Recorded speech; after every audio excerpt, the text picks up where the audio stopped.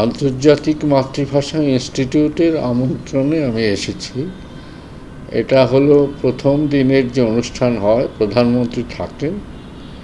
প্রধানমন্ত্রী সেই সভাতে উপস্থিত হয়ে বহুভাষিক বিশ্বে মাতৃভাষার শিক্ষার সঙ্গে অন্য ভাষা শিক্ষার প্রয়োজনীয়তা এর ওপরে আমাকে একটা বক্তব্য রাখতে হয়েছে। তার পরের দিন এই সম্বন্ধে একটা পূর্ণাঙ্গ সূচনাপত্র আর কি, সেটা আমাকে পেশ করতে হয়েছে। কাজে এই দুটো কাজ মূলত আমার ঢাকায় আসার পেছনে, এবং ওদের আমন্ত্রণেই আমি এসেছি। আন্তর্জাতিক মাতৃভাষা ইনস্টিটিউটের মহাপরিচালক প্রফেসর হাকিম আরিফ, তার আমন্ত্রণে এসেছি। তার আগেও আমি বাংলাদেশে এসে গেছি, গত বছরও আমি এসেছিলাম, সেটা চট্টগ্রামে, সিলেটে। ঢাকায় আসা হলো বোধহয় করোনার পরে এই প্রথম, না তাও নয়, গত এপ্রিল মাসে আমি এসে গেছি, পয়লা বৈশাখে আমি এসে গেছি। বাংলাদেশের সাহিত্য কিছু প্রবন্ধ পড়া হয়, কিন্তু গল্প উপন্যাস আমি এখন আর পড়তে পারি না, আমার সময় নেই। লেখকদের নাম জানি, কিন্তু এরাও তো বয়স্কদের মধ্যেই চলে গেলেন। সেলিনা যেমন চলে গেলেন, হরিশঙ্কর জলদাসের লেখা আমি পড়ি, কিন্তু নতুন নতুন লেখকদের যারা উঠে আসছে, লেখক বা কবি, তাদের লেখা আমার পক্ষে পড়া সম্ভব হয় না, আমার যেহেতু আগ্রহটা অন্যদিকে। পশ্চিমবঙ্গের লোকেরাও এটা স্বীকার করে যে মাতৃভাষার জন্য রক্ত দিয়েছে বাংলাদেশের মানুষ প্রথম, এবং বাংলাদেশে বাংলা ভাষাটা যে তাদের জন্যই বেঁচে থাকবে। বাংলা ভাষা, পশ্চিমবাংলার বাংলা অনেক ক্ষেত্রে ইংরেজির প্রভাবে বিকৃত হয়ে যাচ্ছে বা হিন্দির প্রভাব আসছে, কিন্তু বাংলাদেশে এখনও বাংলা ভাষাটা পরিষ্কার সুন্দরভাবে বলা হয়। বিশেষ করে বাংলাদেশের মাননীয় প্রধানমন্ত্রী গত বছর বোধহয় শান্তিনিকেতনে যে সমাবর্তনে বাংলাতে যে ভাষণ দিয়েছিলেন, সেটা সকলে মুগ্ধ হয়ে শুনেছে এবং বলেছে যে সত্যি বাংলা চমৎকার, শুদ্ধ বাংলা। শুদ্ধ কথাটা আমি বিশ্বাস করি না, কিন্তু চমৎকার এই বাংলা শোনবার জন্য এখন বাংলাদেশে যেতে হবে, পশ্চিমবঙ্গে আর সেটা তত শোনা যাবে না। আমি জানি, আমি প্রাথমিক শিক্ষা ব্যবস্থা আমি জানি, তাতে মাতৃভাষা খানিকটা সমস্যা হয়। সেটা তো ভারতেও তাই। ভারতেও তো ধর্মীয় শিক্ষা আছে, ভারতেও আছে ইংরেজি মাধ্যম শিক্ষা আছে। বাংলা মাধ্যম পশ্চিমবাংলায় অজনপ্রিয় একটি ব্যবস্থা, সরকারি শিক্ষা ব্যবস্থা।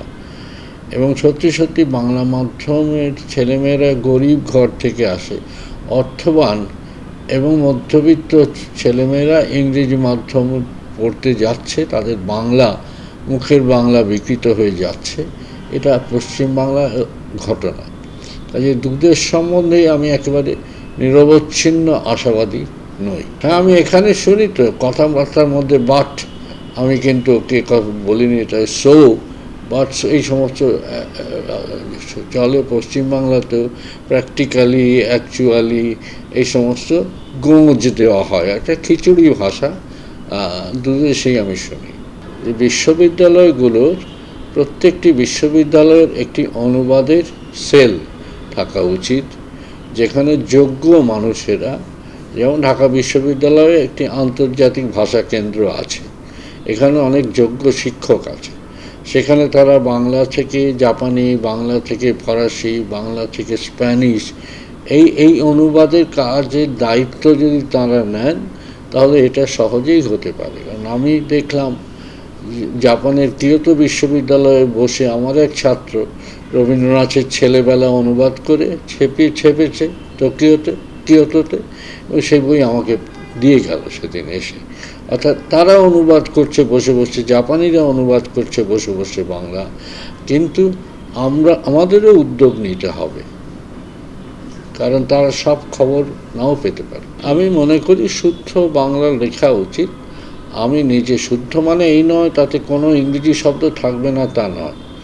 তাতে বাংলা হয়ে গেছে যেসব ইংরেজি শব্দ, চেয়ার, টেবিল, বেঞ্চি, স্টেশন, এগুলো সবই থাকবে, কিন্তু অকারণে হাদের ইংরেজি শব্দ ঢুকিয়ে দেওয়ার কোনো দরকার নেই। আমি নিজে কখনো সেটা করি না। ফেসবুকে অনেকেই সেটা করেন না, লেখকেরা যে অনেকে ব্যবহার করেন তারা সেটা করেন না, কিন্তু কিছু কিছু আছে যারা সেইভাবে বাংলা জানেন না বা সেই শ্রদ্ধা বা ভালোবাসাটা নেই, তার ফলে বিকৃত বাংলা তারা লেখেন। কিন্তু আমি দেখেছি, আমি দেখিয়ে দিলে তারা কিন্তু স্বীকার করেন যে আমাদের ভুল হয়েছে। হ্যাঁ, ক্ষুদ্র নৃগোষ্ঠীর ভাষা আমি জানি, এইটা সমস্যা শুধু ছোট ভাষা নয়, আমাদের জেলায় জেলায় যে বাংলার যে উপভাষা আছে তাও হারিয়ে যাচ্ছে। তার কারণ হচ্ছে ওই ঘরের মধ্যে টেলিভিশন ঢুকে গেছে, তাছাড়া ছেলেমেয়েরা স্কুলে গেছে, স্কুলে গেলে তাদের ভাষাটা বদলে যায়, সর্বক্ষণ টেলিভিশন দেখলে শুনলে তাদের ভাষাটা বদলে যায়। স্কুল থেকে ফিরে এসে বাড়িতে আর সেই তারা আগের ভাষা বলে না, মার কাছে বা পরিবারে প্রথম যেটা শিখেছিল। এটা সারা পৃথিবীর সমস্যা। ফলে সেটা হচ্ছে যে এই ভাষাগুলো বাঁচবে কি মরবে এ সম্বন্ধে আমি যে খুব আশাবাদী তা নই। ছোট ভাষা এবং উপভাষা চেষ্টা করতে হবে তাদের একটা নথিবদ্ধ করা, যে কীরকম ছিল ভাষাটা, আগে কীরকম ছিল, 10 বছর পরে কীরকম দাঁড়ালো, এই নথিবদ্ধ করা। সেটা আন্তর্জাতিক মাতৃভাষা ইনস্টিটিউট করতে পারে, যে এখন ওই বৈদ্যুতিন মাধ্যমে ডিজিটাইজেশন করে এই নথিবদ্ধ করাটা করতেই হবে। চলচ্চিত্র তুলে করে রাখা যেতেই পারে, এবং এইভাবে এই একটা প্রাণপণ। আবার যেগুলো ধরো 10 লক্ষের মতো বেশি মানুষ বলেন, সেগুলোকে বাঁচিয়ে রাখা যায় চেষ্টা করলে।